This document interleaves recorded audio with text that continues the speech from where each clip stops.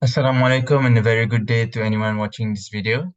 Today, my group and I will be presenting about one of our articles titled The Link Between Corporate Governance, Corporate Social Sustainability and Credit Risk of Islamic Bonds, or so-called SUKO. First and foremost, my name is Muhammad Al Rizwan bin Saadun, and today I'll be talking about the introduction and summarizing the article for this presentation. So the authors for this article are Awais Ur Rahman, Sakib Farid, and Muhammad Abu Bakar Naim. This article was published on 18th of April 2022, and it is under the International Journal of Emerging Markets. So let's talk about how this research or this article came to be what it is today.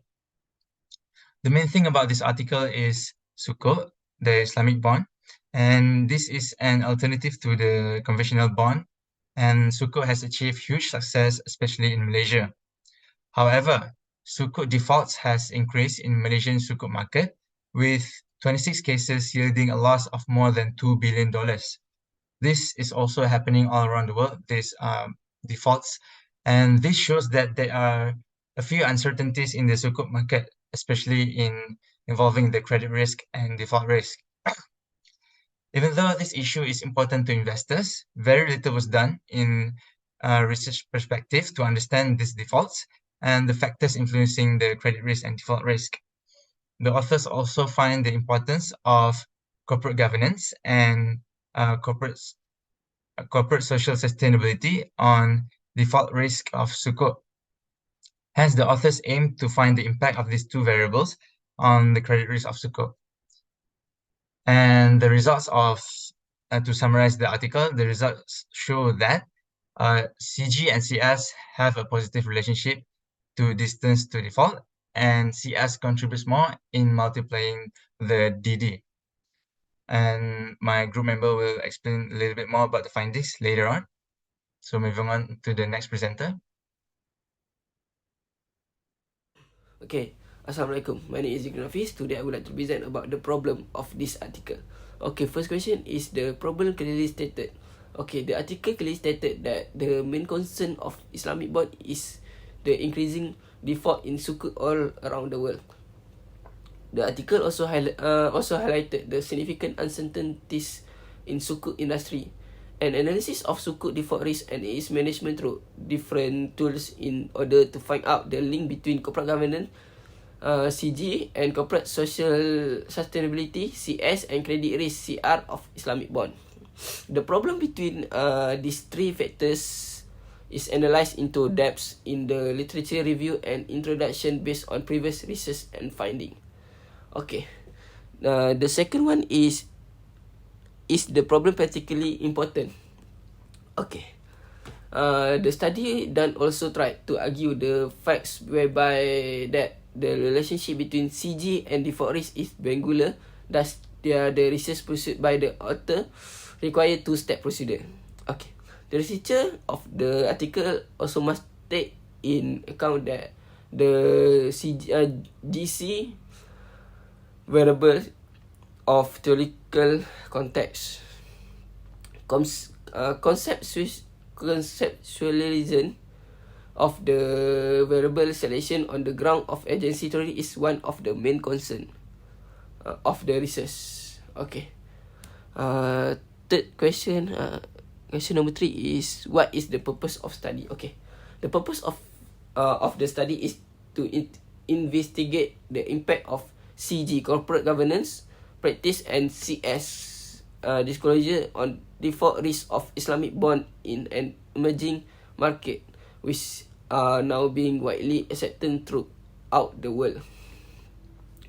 Okay.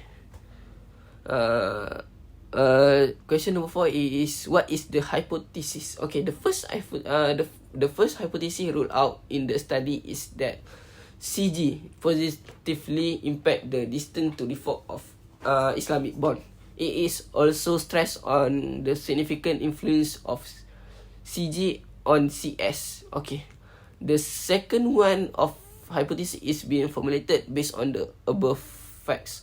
Thus, the second hypothesis is CG positively impact corporate CS. It is corporate social sustainability. Okay. Last but not least, the key term defined. Okay, based on the above discussion, it is confidently said that the most of the key term involved in the study were clearly being stated. The key terms such as suku, credit risk, corporate governance, corporate social sustainability, default risk are widely being discussed, and the relationship is studied comprehensively in the research done by the author. Alright, thank you. That's all from me. Hi once again, and now I'll be reviewing the literature contained in this article. So, based on my reading, the sources and literature cited in the article is really relevant to the study. The authors use two main theories, which are shareholder theory and stakeholder theory. They also provided past literatures that support both theories, and the arguments were really well presented. The review is not too broad or nor too narrow.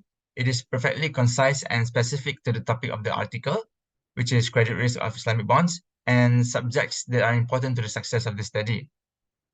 Some of the references are not recent, with some dating back to 1970 for the shareholder theory by Friedman. However, these references and theories are still important and classics in the finance industry, and it is very relevant to the study. Most of the references are fairly recent and provide plenty of information on the subject of research. Next, there were no indication of bias. The authors look at every argument and perspective regarding the interconnection and relationship between CG, CS, and Islamic bonds. Overall, the authors are very neutral in the course of the study and very unbiased in this research. Thank you. Hello and Assalamualaikum madam. My name is Awam Farhan Dania and I will be presenting the design and procedure of the article number 2. So, first point, we have the selection criteria for the sample of Sukuk issuances. The article carefully selected the sample of Sukuk issuance based on factors such as the maturity date, default rate assessment, and exclusion of financial firm. This allowed them to obtain a representative sample that was not biased by differences in pre and post issuance financials. So point number 2, we have use of Merton's DD model to estimate the credit risks. They use Merton's DD model, which is a well-accepted financial model for assessing a company's default risk. By measuring the difference between a company asset value and its debt, they were able to estimate the likelihood of default for each Sukuk issuance in the sample. At that point, we have examination of corporate governance variable. They also examine various corporate governance variables to understand its impact on business performances. This includes looking at the composition of the proxy board and audit quality, which can both have a significant impact on how a company is managed. Fourth, we have estimation of sustainability pillars using the GRI framework. In addition to corporate governance, the article also estimated the three sustainability pillars of economic, social, and environmental sustainability using the GRI framework. This allowed them to gain a better understanding of how companies in the sample were performing in terms of sustainability. One fair way the use of dynamic panels using GMM regression to reduce endogeneity. To ensure the validity of the article's finding, they use dynamic panel using generalized method of moments (GMM) regression to reduce the issuance of endogeneity. This allowed them to more accurately examine the relationship between corporate governance, sustainability, and business performance. Lastly, we have mediation analysis using four-step regression methods. Finally, the article used the four-step regression method to examine how corporate sustainability mediated the relationship between corporate governance and business performance. This allowed them to gain a more nuanced understanding of the complex relationship between these variables.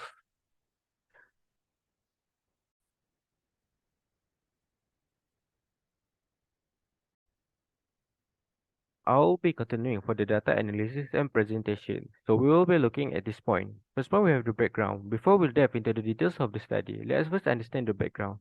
Second, Sukuk issuers in Malaysia form the study sample, and the list of Sukuk issuance is taken from the local exchange Bursa Malaysia. The study duration period is from 2011 to 2017, and the final sample is selected after considering various factors. Second is the sample selection. The factors considered for sample selection include the maturity structure of Sukuk, which can affect the issuer firm's financial condition. Therefore, only active Sukuk are included in the final sample. Additionally, they determine the default risks using the DD model, commonly known as the Merton model, and only publicly traded companies are taken into account for analysis. The issuer firms cannot be a financial firm and no issuer is repeated. That is the DD model. Moving on to the DD model, this model can be a helpful tool for assessing default rate by measuring the difference between a company asset value and its debt. However, the model should be used in conjunction with other financial analysis tools since it also has some limitation. For the CG and CS variable. Now let us discuss the corporate governance and corporate social responsibility variable used in this study. They use various CG variables to examine the composition of the proxy board and the audit quality. Simultaneously, the article estimated the CSR pillars using the GRI framework, which includes a variety of sustainability reporting criteria. Third is the GMM regression. On the advice of the literature, they use dynamic panel using generous method of moments regression, like I said before, to reduce the issue of indigeneity. The article confirmed the validity of GMM estimation using the Arellano Bond and Sargan post-estimation test. Finally, we have the mediation analysis. They carry out the mediation analysis using four-step regression method, just like I explained, to examine how CSR mediated the relationship between CG and business performance. In conclusion, this study aims to investigate the relationship between corporate governance, corporate social responsibility, and default risks of so-called issuers in Malaysia. The result of this study can be helpful for investors to make wise investment decisions. So that's all from me. I will pass it to the next presenter. Thank you. Good morning, Madam Chika. My name is Nigel Abindra Ramakrishnan, and I'm taking BIVM, Bachelor in Investment Management, for this semester. And as for today, I'll be presenting the conclusion for our article. So, first of all, throughout the article studies, there is information that shows that there are minimal research among the corporate governance, corporate social sustainability, and the credit risk of Islamic bonds, which this article evaluates the impact of the corporate governance practices and the credit risk disclosure on the default risk in Islamic bonds.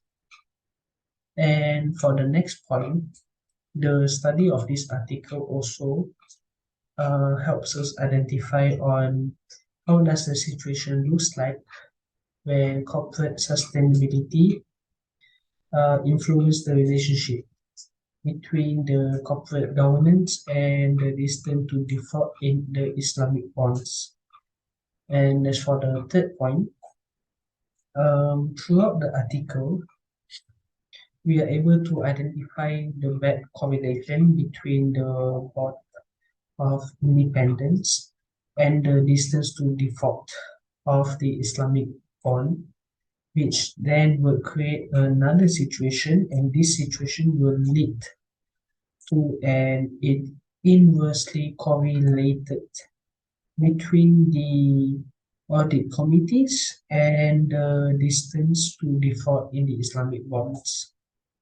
And for the last one, throughout this article, there are evidence that has provided significant ramifications for the so-called issuers, investors, and regulators. Therefore, the result of this evidence, it does support the idea that better internal governance framework would help increase information openness, and this method would actually lead the company to identify and prevent future distress and default in the company. That's all from us. Thank you, Madam Chika.